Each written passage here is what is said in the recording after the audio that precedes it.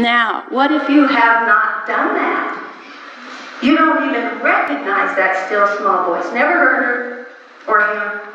Have no idea. Never connected. It's very fearful. Very fearful. I give the example of driving through the reservation. How many have driven through the reservation at night? It's not like they're lit up. And you hope that you're reading the map correctly, and you hope that the roads that are on the map are still on the reservation. So all I can see when I'm driving at night is that 200 feet in front of my car, and there's pavement there. I cannot see beyond the 200 feet, but I have faith that if I continue 200 feet, there'll be another 200 feet lit up, and there'll be pavement. So you're driving along in faith that that pavement's going to be there to support you as you drive through the reservation. And then all of a sudden the thought comes, instead of turning right, turn left. You know, well, wait a minute, the map says turn right. Instead of turning right, turn left. Oh, here we go again.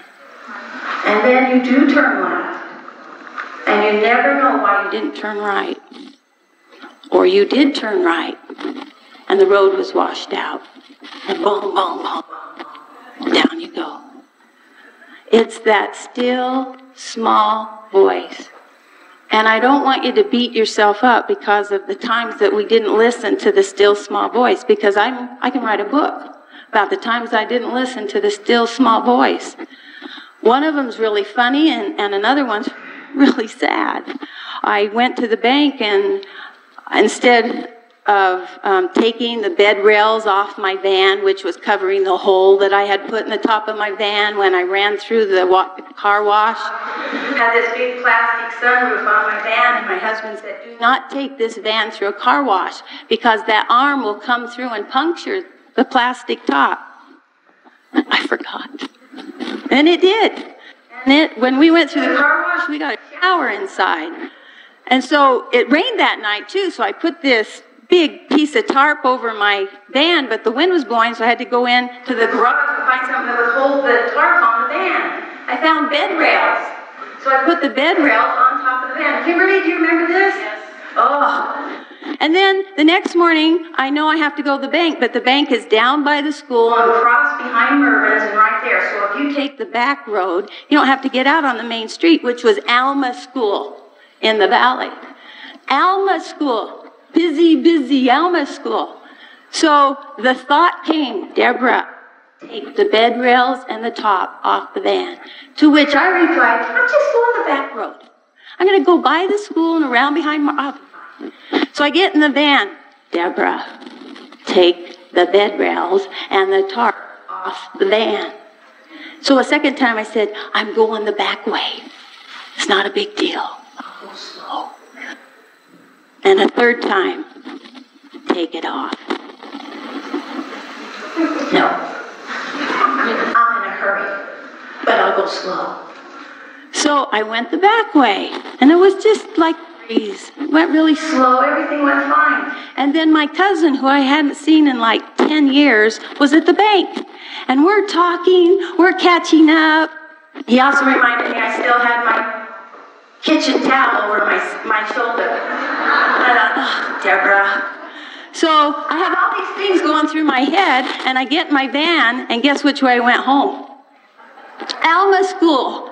Didn't even think about the bed rails, and I get out there and catch the breeze and go, do you know I could have caused a terrible collision? And I put my blinkers on, those flashing lights. I'm out in the street gathering up the tarp and the bed rails, apologizing to everybody that drives by, and thanking God nobody got hurt. And I went, when are you going to listen to that still small voice? I went, oh, I will never do that again. When I get a prompting, I am going to act on it. So I'm driving home from work. This is a couple years later, several years later, and the thought comes, go over and see your friend Jeannie. You haven't seen her in a long time.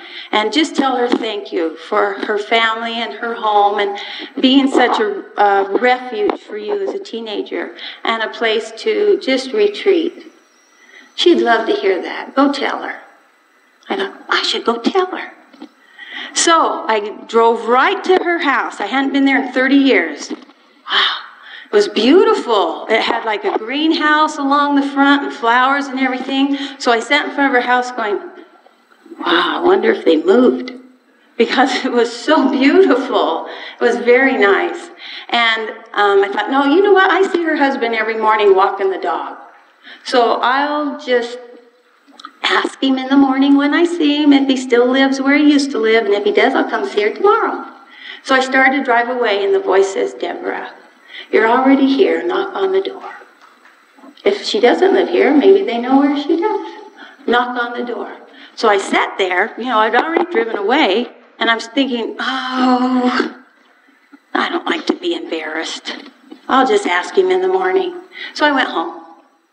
And the next morning I got up and got ready to go walking, and I got a phone call. And it was from a dear, dear friend. It said, Deborah, did you hear that Jeannie passed away this morning? And I just started bawling. Oh, gosh, darn it. There I sat for 5 minutes talking myself out of knocking on the door. And I felt terrible. I went to the funeral, went to the viewing. I told the husband how sad I was that I didn't get to go tell her. And he says, Deborah, Jeannie knows how much you loved her. Yes.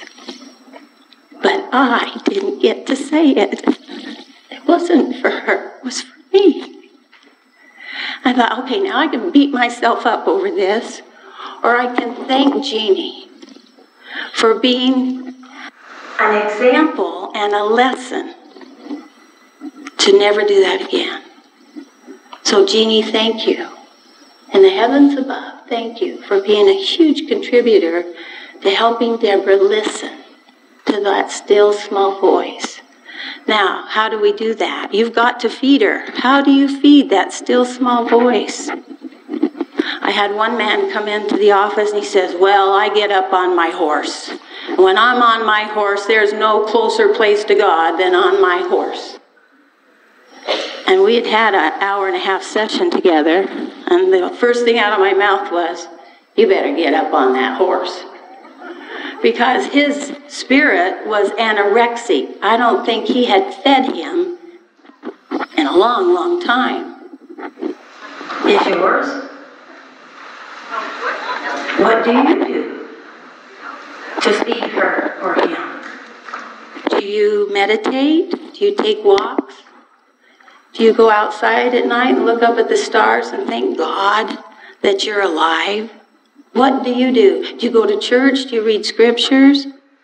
Do you read things that inspire you? Do you listen to music that makes you feel like there's something more out there than just you or us? Something grander and bigger? What do you do? Because if you're not feeding her when you need her, she can talk and talk and talk till she's blue in the face. You don't recognize her voice. Very important to reconnect. Now, I don't know how you feed your soul. And I'm certainly not going to tell you that you have to go out and do it the way I do it. But I am going to tell you that it's very important that you not just feed your body and your mind, but you feed her or him as well. Owning your power and staying connected is very important. When I talked at the singles conference, the biggest question was this: why? Why am I fat? How'd this happen to me? I made a vow I'd never get fat. Why'd I marry? I'm so miserable, and this is the 4th one. Why do I keep doing that? Why, Deborah, why? Why can't I get married? I've tried and tried and tried. Why can't I don't even date? Why can't I even find a date?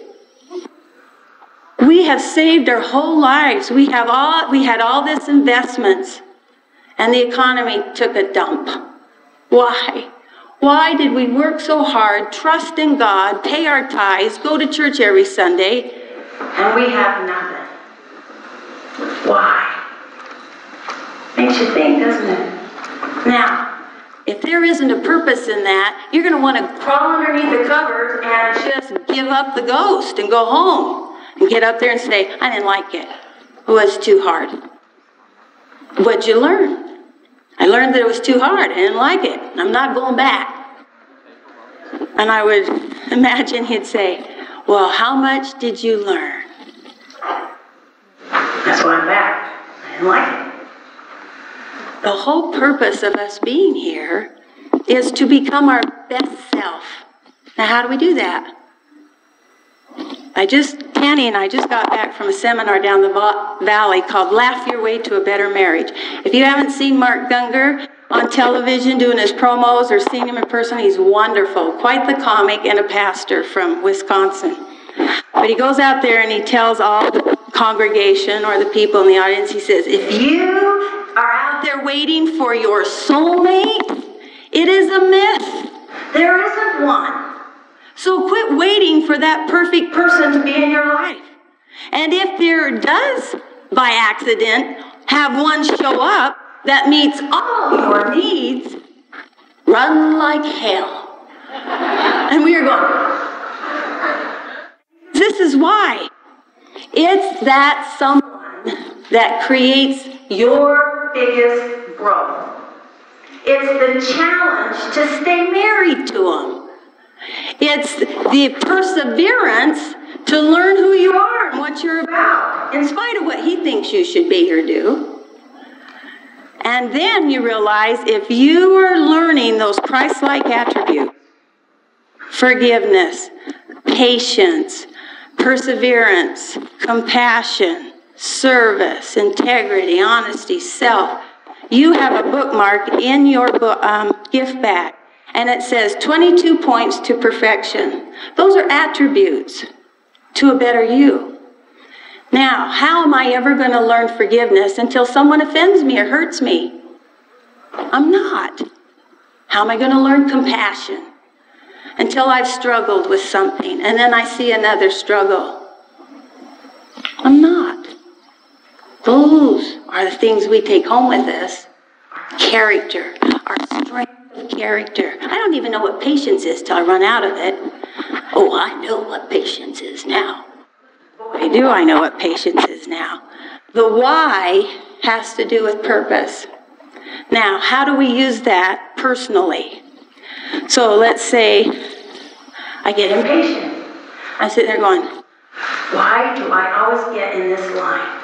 Every time I come to the grocery store, I get in the slowest line. And it's not only at the grocery store, it's at the bank too. And then if I go shopping, it shows up there. Why? Why am I always in the slowest line? What? Well, I be a little impatient. Okay, maybe a lot impatient. So what am I learning? And I would tell my clients for years, replace that negative feeling with a better one.